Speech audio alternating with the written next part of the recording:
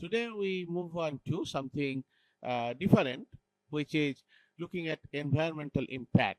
Okay, so if you put a turbine in your river or water, what type of impact it has got? As I said before, that you can come up with a very nice design, but then if nobody is using that because it has got a lot of environmental impact, then basically that design will not be useful. Okay, so I want to emphasize this point over and over again that number one, when you do a research, some of you are at a level doing PhD or postdoc, some of you at undergraduate level, and you move on to do project and things like that. But the important thing is that whatever you do in terms of research, it must have an impact. Okay, impact means you use it at the end. Otherwise, if you do a research and that is not implemented, that's a kind of a waste of resources. Okay, you spend your time, valuable money, but then you need to create impact. Okay, so one of the impact is environmental impact. You have to look at whatever we have designed is actually useful for environment or not. Okay, so hydrokinetic turbines, what is its definition? Which generate electricity from moving water. That's the simple thing. It generates electricity from moving water. And it can have environmental impact. It can create impact on the environment. Okay, what type of impact it can create? It disrupt aquatic life due to potential collisions with turbine blades. Okay, so if you have a fish flowing through, and it can go directly into the blade and impact on the blade. Okay, so that's not a good situation. So you have to make sure your design is what you call environmental friendly or fish friendly. Then the flow happening naturally, it have a small disruption to natural water flow, alteration of natural water flow. Now, yesterday somebody said that at the behind the blade, behind the turbine, you have lot of vortices. Who said that? Yesterday somebody said is a vortices there, and that vortices means flow go through the blade and then it start to rotate. So the straight flow coming like this, it is start to rotate like that. So that rotation may not be good for your environment. Why? That flow can cause erosion to the bed of water. So a bed of river, right? So you have a river bed and flow coming like this, and that can take away your mud, your sand, whatever in the river bed, and that will disrupt the environment, river bed environment. Okay, erosion to the river bed. So you have to make sure that the blade you are designing doesn't have big rotational wake. Okay.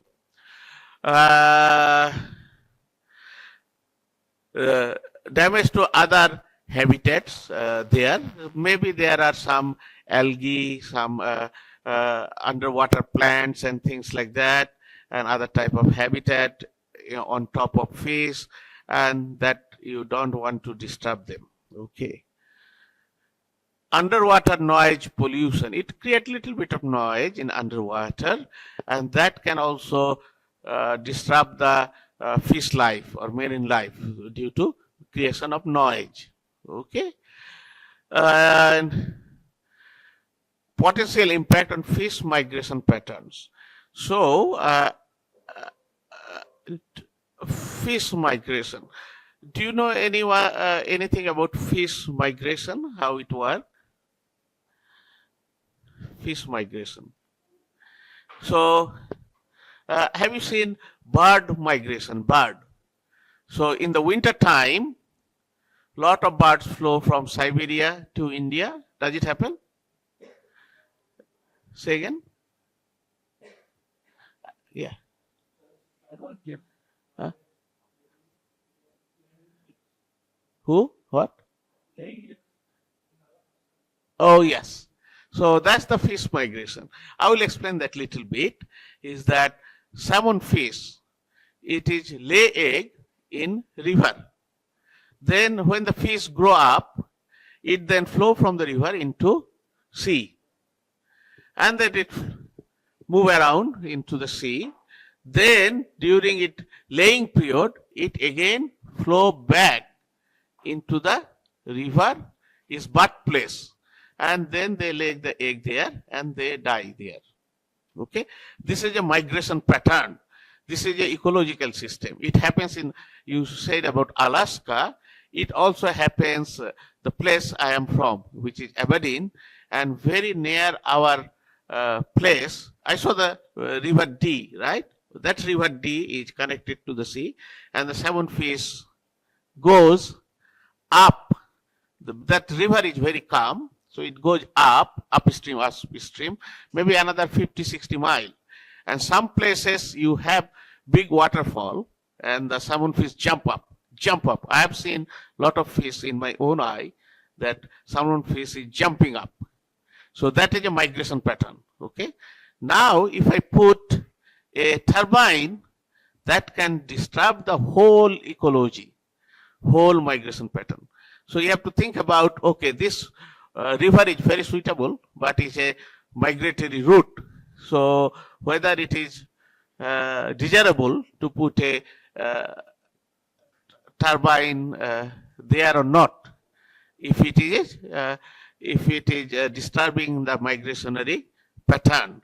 Okay, so let's dwell on it little bit more. I want to ask you a little bit of question here, interesting question.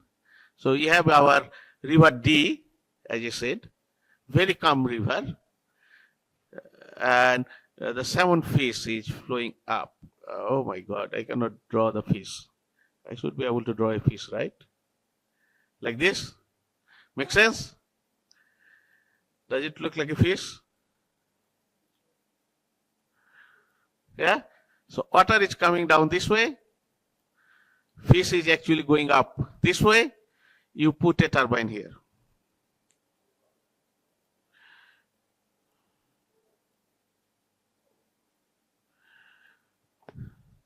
Now, it's just in the path of migration. What you do? What is the solution? Can you think of any solution to that?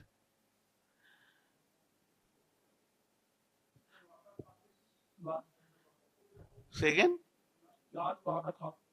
Large water passes. So you may think fish may diverse. Okay. So what is done in Scotland is actually create a ladder for this salmon fish. So you have actually on the bank of the river, you created a kind of a water, what we call is a fish ladder. So like this, full of water. So fish goes into here, it jump up little bit, different layer, because the river is quite steep upstream. Okay, and fish has to exercise, like jump up. Their habit is to jump up, jump, like that. So in the ladder, lower level, it is there, it jump up to higher level, jump up to higher level, jump up to higher level. So at the side of the river, it is created a called fish ladder to help fish to jump up. So you have to think about if there is a migration pattern, what impact it will be and how you can mitigate. Sometime you have to come up with some solution. That this is called fish ladder at the bank of the river, and it is not like like this. One plane, then another plane of water. So fish can jump one level to another level or not jumping up. So that's their habit, jump up. So severity of impact depends on design, what type of design you do, your location, here is the location where migration happening, scale of turbine array, whether we put one turbine. Now I actually draw one turbine here, but sometime you need to put many turbine in an array, okay? Not a single turbine. Single turbine will only produce maximum of 5 kilowatt, okay? If you want 25 kilowatt, then you need 5 of them, or you need more, you have to have more of the blade. That's why it depends on scale of turbine array. You have put one turbine or many turbine.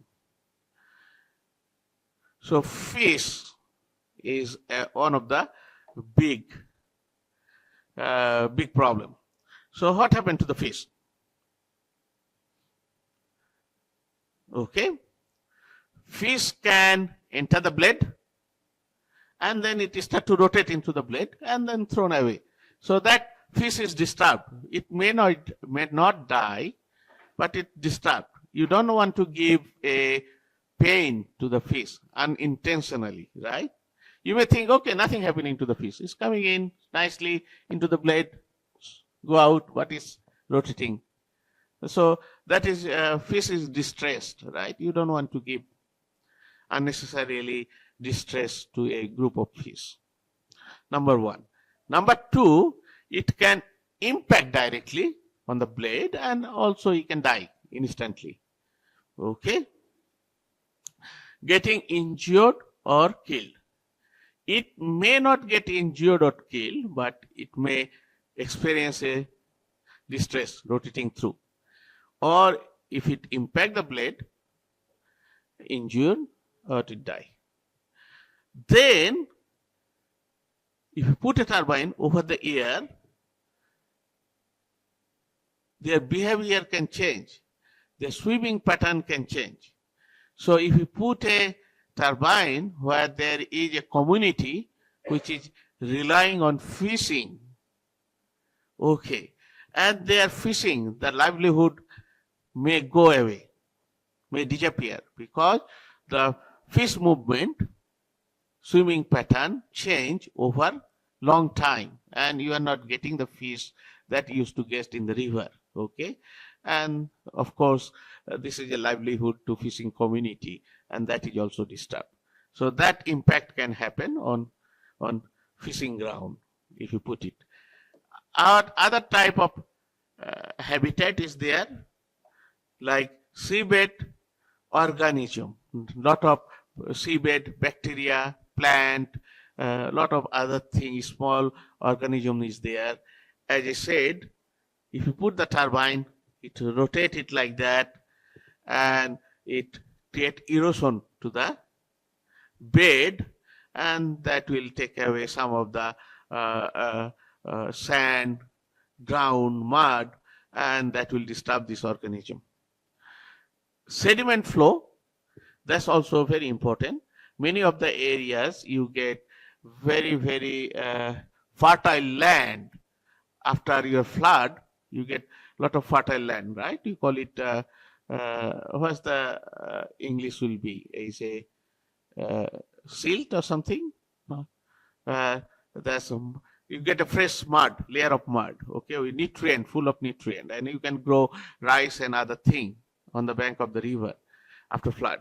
So that sediment transport pattern may change due to your blade. Okay, and this type of analysis, how much sediment transport is happening, how much bed erosion is happening. This actually you can do it with computational fluid dynamics. We talked about before, okay, without doing experiment. If you put in more complex model, yeah, that will then give you how we can look at seabed erosion or particle transport, even the fish flow you can model with computational fluid dynamics, how the fish goes and interact with the blade. Mahesh? Yeah, right? Okay. So CFD is a very important, interesting tool you can use to do a lot of analysis, not only blade optimization, but a lot of other feature. Noise and vibration, it also underwater, it creates underwater noise, is rotating again, creating noise, and that will disturb the flow, and that will again impact your marine animals, fish. Those are sensitive to sound. Some of the animal may be very, very sensitive to sound, and they will be disturbed when you have a blade rotating at very high speed. So if I ask you here, noise pollution, how we can mitigate against noise pollution? Can you give a very quick idea? How we can get mitigation against noise pollution? Blade is rotating, churning, water is disturbing, creating little bit of noise. So what type of blade design or hydrokinetic turbine design is more useful for preventing this type of noise pollution? And related to that is vibration impact. When you have a rotating body always and it interacting with water, it will obviously create vibration, okay, on the structure, on your boat, on your mooring system, and that will also disturb your marine organism and fish and things like that. So how can you prevent that? Any idea? A quick answer I'm looking for without going into details. Anyone? Okay, so one of the way to look at it is that you design the turbine which rotate at low speed. It create more, our power output is speed times torque. So you can have a low speed rotation but high torque that give you the same power output. Okay, so you come up with a design that actually rotate at low speed. So tip speed ratio we talked about right before. So keep your tip speed ratio at a reasonable level, so your rotational speed is low. Okay. So you control, you get the same power output, but it's a low speed rotation, low speed turbine you design. Okay. Other potential impact. It can have impact on marine mammals and bird. Large marine animal. Sometimes you may have what can be marine animal? Dolphin. May not be in river, but if your turbine is near the sea, which has got like a tide, you put in a river, but near the sea where you have a tide going up and down, and then you can have big, large marine mammals, animals coming in and hitting. Okay, that's kind of a disturbance. Bird also may get attracted with the structure. You may have seen and flying in, sitting on top of that. That may disturb the birds' their habitat, their life pattern kind of thing. Water flow can happen, impact on water currents and sediment transport pattern. So the water disturbance is not as much as if you have a dam, like a hydroelectric power plant creating a dam, that the impact is very high. Here is less, but sediment transport pattern is very, very important. Sediment transport, okay? How that is disturbing sand flow, mud flow, and things like that. And you need to understand that. Again, that can be done with computational fluid dynamics. That's quite interesting. Visual impact. So if you put a large scale turbine array in certain area, does it impact visually? And the people, those who are living along the river, do they like it or not?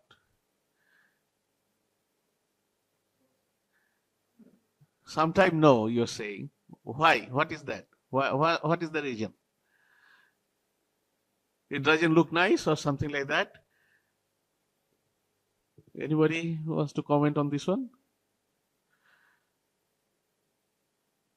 Usually, I think if you look at a river, like usually river looks nice. It has a calming impact on you. If you go during sunrise or sunset or things like that near the river, you feel good, right? And if you walk around the river, also you feel good. You may want to do like a holiday kind of thing, just a river cruise or travel in a boat for half an hour or something. Yeah, relaxation, relax.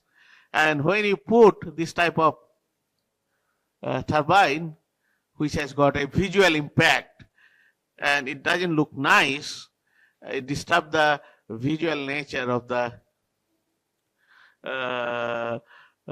river, that will impact the people living around. It is not visually nice. It will destroy the view. What you can do actually against that mitigation? How can you make a turbine blade nicer? I don't know. You tell me what you can do to like visual impact. How you can mitigate against visual impact? What happens? In wind turbine, right? I talked about Aberdeen. Aberdeen has got a lot of offshore wind, which is very near the sea beach. So maybe 10 meters from the sea beach. And that is actually, to a lot of people, that is ruining the view of the sea. Recently, President Donald Trump, he owned a very big golf course near Aberdeen, where I live. Near Aberdeen, near our university, big golf course. And he invested a lot of money to build up the golf course. Unfortunately, the Scottish government now decided to put a lot of wind turbine just next to his golf course in the sea. And then he's saying that his view from the golf course into the sea is ruined. And so he is not investing any more money in Aberdeen economy. Okay, so he started building this golf course. He said he will put lot of hotel, lot of houses, bring in lot of tourists from America. At the end, nothing happened because there is a fight going on between him and Scottish government whether they can put this wind turbine very near to his golf course. Okay, so that type of situation can happen when it impact visually. Okay, but Donald Trump is a powerful guy, so he has a lot of power to stop Scottish government development. Whereas if you have a local community which has not that power, it may go ahead. Okay, but you have to take into account always community. You have to engage with the community and take community's viewpoint into your design making. And I have a talk around community engagement later. Okay, that's a good one. So let's look at some of the mitigation strategy, how we can mitigate. First of all, careful site selection. That's the important thing. When you select your site, you have minimum impact. So you need to consider fish migration pattern, other habitat there, and minimum environmental impact. So you choose a site where there is no impact on fishing, no impact of other habitat. How we can see that? Maybe there are some spot in a river where fishing is prominent, some spot in the river where fishing is not that prominent. Okay, so you have to pick a spot. How you can find those location? You can have information from GIS. Did I talk about GIS? Graphical Information System. and you can again create a layer of the map. On top of, you can create a fish migration pattern of the map.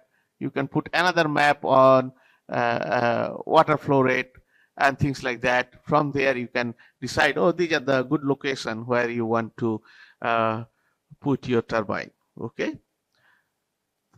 Turbine design optimization, that's important. You develop a turbine blade with features to minimize fish interactions. So you design a turbine where it has got less fish interaction. How is that? Can anybody come up with any of the thinking how we can design a turbine blade or turbine which has got less fish interaction? Or if I tell you other way around, just a quick thinking, vertical axis turbine and horizontal axis turbine. Think about vertical, what is that? Horizontal axis turbine like this, rotating this way with the blade coming out, and also vertical axis turbine like this, rotating that way. Which turbine is more fish friendly, you think? Vertical axis. Why is that? Can you think about why is that? There may be two reasons I can think of. Say that. Yeah. So space is the key thing. Vertical axis turbine, we have 4 blades like this. There is a lot of gap. Maybe fish can go through. And also it rotates at a low speed. It got maximum efficiency. If you look at the what do you call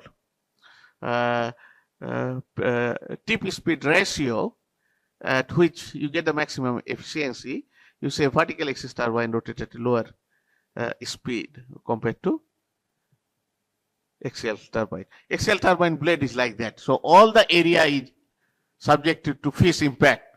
There's a big area is subjected to fish impact, because the blade is always rotating like that. And on vertical axis like this, there is a gap, maybe fish can flow through, and it's a low speed. So then you have to do monitoring and research. Once you put it there, you have to actually look at environmental impact and learn from other projects what happened in previously, and implement adjustment as needed as you go along. Okay. One of the way to prevent fish is don't let the fish go to turbine, because my guess is that I don't know the fish psychology, right? We don't know the fish psychology. Those who are working on maybe scientists working on fish or fish movement pattern or fish psychology, maybe when you are retreating a blade, fish may be attracted towards that blade, may want to see what's happening there, right? It's a human psychology is to see what's happening there. Maybe same with the fish. You're rotating, fish say, okay, let's go there, and then trapped in. So maybe you can create a barrier or border, not let the fish come in, deflect it in a different direction.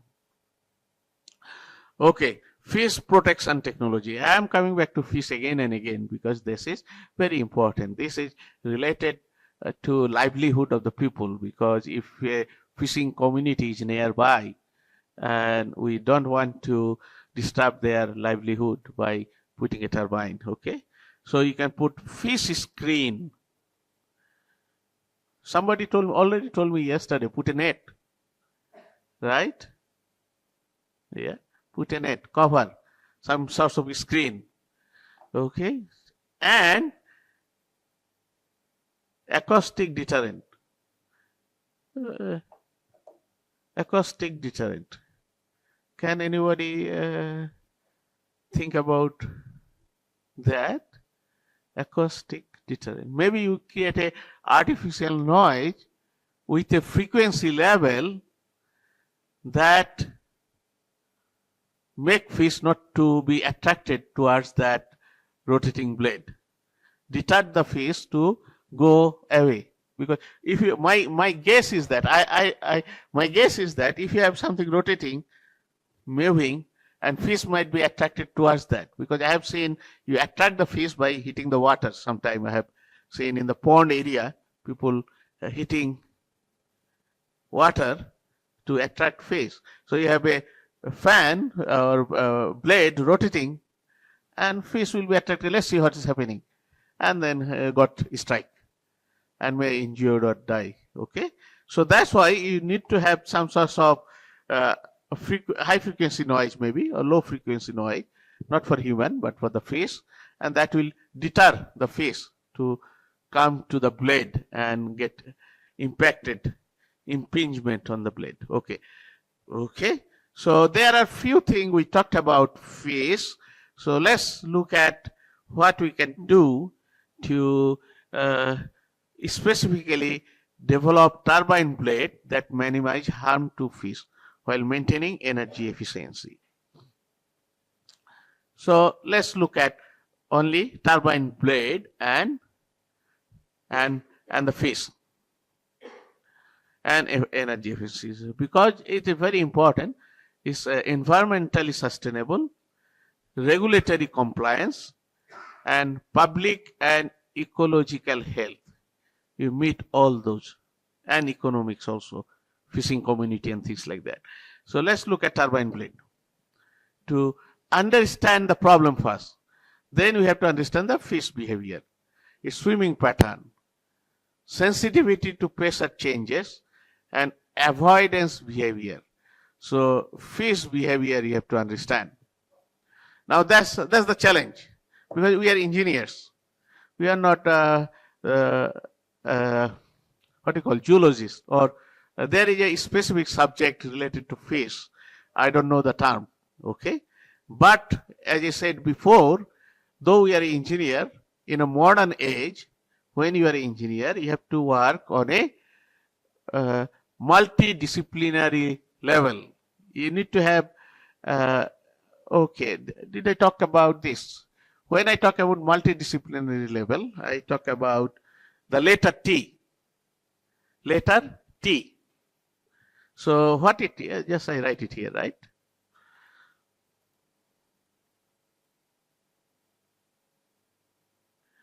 So modern engineers need to have a depth of knowledge, your subject area. You have to be very, very expert on your subject area. This is I am calling about depth, your mechanical engineering. Or if you are becoming expert in hydrokinetic turbine, you need to have all the relevant knowledge of blade design and all the software related to blade design, CFD modeling. You have to, and then you should be able to say, this is the design, this will give you this output. That your expertise as a mechanical engineer, hydrodynamic engineer. So that's the depth, T. But then you have to have this type of knowledge also, which is broader knowledge. So you need to have a very deep knowledge in your subject area, and also broader knowledge in other area, which you are not a subject expert, but you have sufficient knowledge. You understand? So you have to develop your knowledge at a this type of T level, we call it T type knowledge. This is the modern knowledge. Expertise in a subject area, and then very wide knowledge in different area. Okay. So fish behavior we need to know about. We may not know that as an engineer, so you have to cooperate with fish expert. Then turbine hydrodynamics, this is our expertise. We need to know about flow patterns. I come back to your friend again. Yesterday he talked about vortices, flow separation. So when you design the blade, you have to make sure you have less vortices, less flow separation. Okay. So flow pattern understanding, very, very important. How can you get knowledge? Modern time you can get this type of knowledge from computational fluid dynamics. Yeah, that life is quite easier now. You don't need to do experiment, you don't need to flow visualization, just put it in computer simulation, you will find that knowledge. Pressure zone, very important, pressure zone. Where is the high pressure zone? Where is the low pressure zone? If the pressure distribution is uniform or not. And shear force, also very important. Shearing force means shear stress between two flow. Flow moving and flow stationary. That difference has to be less. So you don't have a lot of shear stress or shear force between them. Okay, and this I say your expertise. As a fluid dynamist, as a mechanical engineer, this is where you are.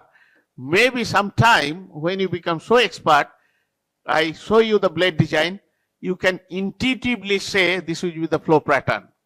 You don't need to do even flow simulation. You should be able to say this will be the flow pattern, this will be the shear stress, this will be the pressure difference. If you change the blade angle little bit, this will be the flow pattern. You should be able to visualize yourself without doing any simulation when you become expert in this area. Okay, that's your expertise. Why shear force is important and pressure zone is important? That fish may go through the blade and it's not experience too much disturbance or too much distress. It's not under so much pressure variation. It's under no much shear stress. Okay, and key concern is pressure changes, as I said, turbulence, which is related to vortices or flow separation. Less the turbulence, less the damage to the fish. Then again, you have big fish, you have small fish. Small fish may go through, but then that will be disturbed too much. Big fish come and strike. Okay, so sometime as an engineer, we may be worried about the blade itself. Oh, big fish coming and hit the blade and destroy my blade. Okay, that may be your concern, but ecologists or fish scientists, their concern is don't do harm to the fish. Okay, so these are the key parameters. Blade strike, you have to reduce that. Pressure changes, you have to make it minimum. So looking at hydrodynamics, looking at understanding the flow, you can do that and reduce turbulence. Okay, so what you can do? Blade shape optimization. You can shape the blade to optimize it so that it creates less harm to fish. Fish-friendly material. I talked about this fish-friendly material yesterday, and you come up with some solution, right? It's a kind of a softer material in the front of the blade, so it doesn't create maximum impact. Okay, and flow management is very important. Again, that reduces pressure difference, reduces vortices, flow separation. Turbine, you want any question?